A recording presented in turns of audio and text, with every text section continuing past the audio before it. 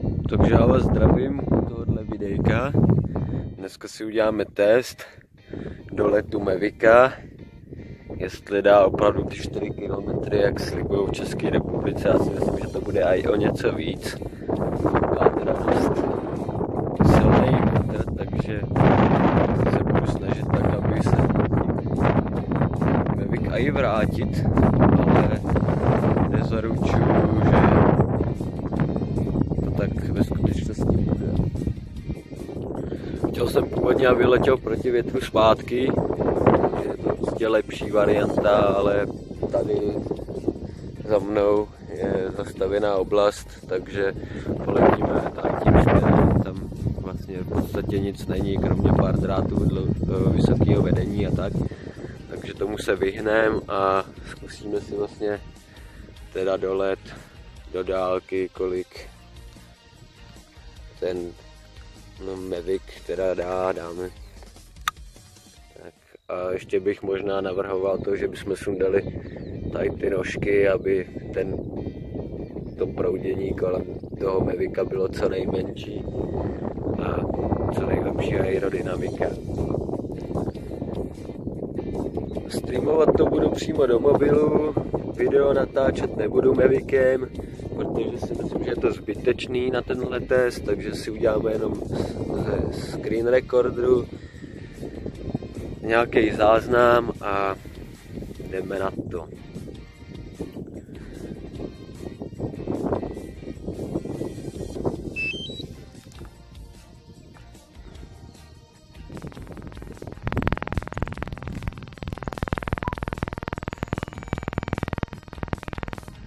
Ještě teda sundáme ty nožky.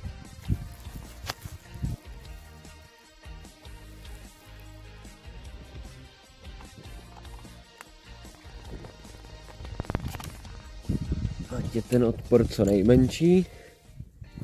Tak, poletíme vlastně takhle s vyčesaným Mavicem a uvidíme, no.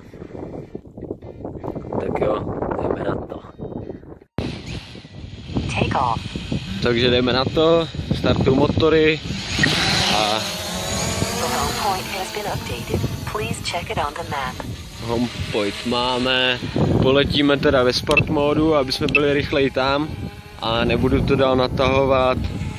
Letíme přímo rovně.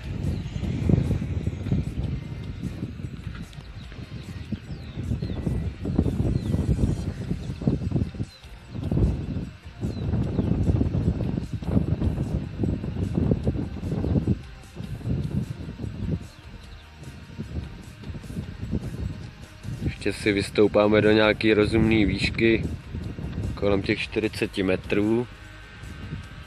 To by mohlo úplně bohatě stačit. Ještě připomínám jednou, že letíme teda ve sport módu a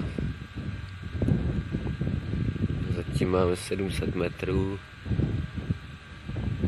98% baterky, což vlastně sami i vidíte, takže není potřeba komentář.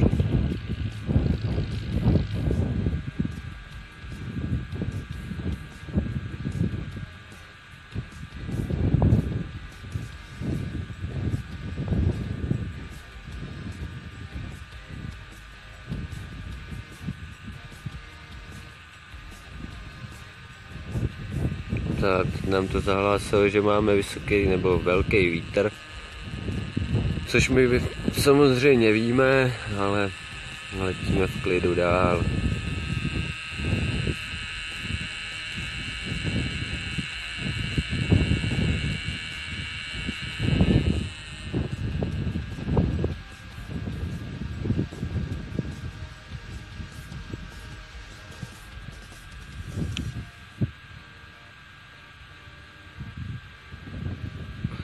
Ještě si stoupnu, aby jsem měl jeden přenos videa lepší, když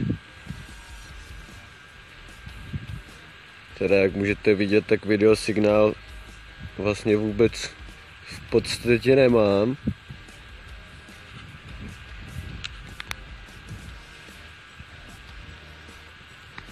Čekáme chvíli jenom, jestli nám něco naskočí. Vidíte, že přenos mám, ale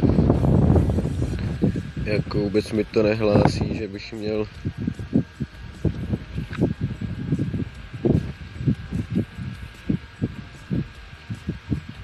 a už se zase ztrácí. No.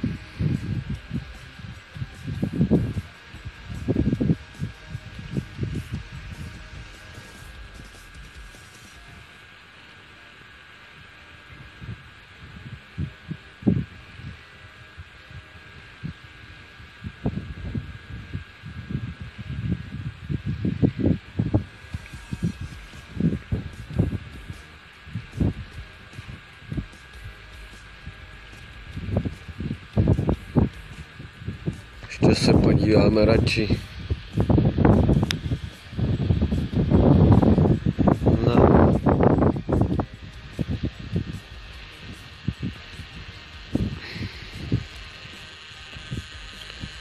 se podíváme radši na návratovou výšku 60 metrů, což nám stačí. Tak ještě letíme dál. Ten vítr je teda docela markantní tady už.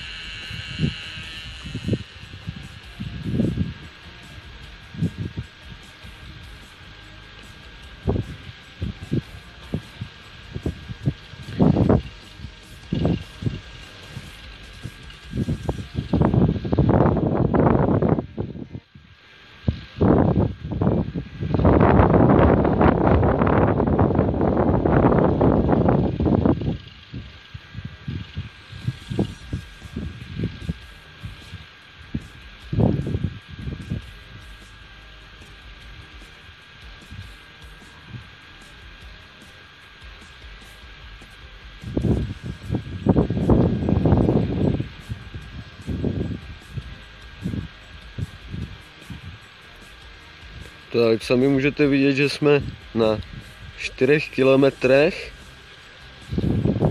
nebo skoro 4,5 kilometru a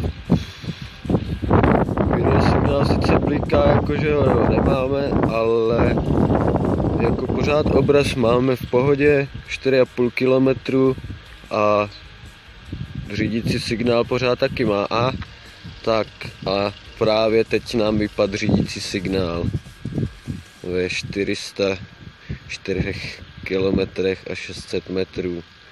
Což si myslím, že je pěkný, teď nám to teda zase naskočilo, ale myslím si, že to je pěkný a že nám to na tady tenhle test úplně bohatě stačí. Zase nám to hlásí vítr.